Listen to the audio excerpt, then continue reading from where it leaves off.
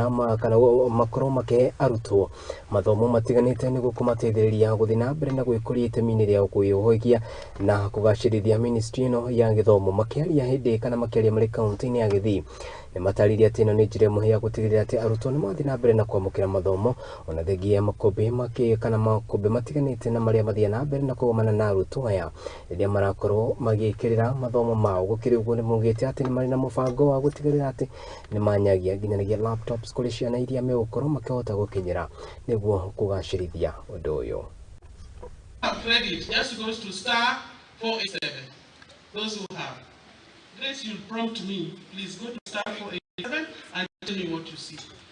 If you go to teachers to come and be with us on 21st when we are giving out over 200 laptops to women teachers and male teachers who are members of Kewota. These laptops are supposed to support the current government push where they are now already introducing the ICT labs in schools.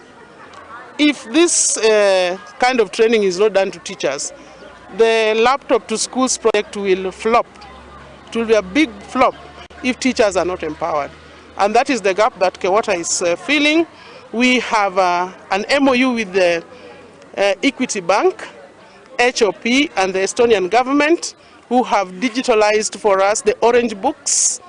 145 books are already digitalized and teachers can access them on these laptops which we are providing at an affordable fee, and the teachers can pay slowly using their salaries on the platform and make extra money.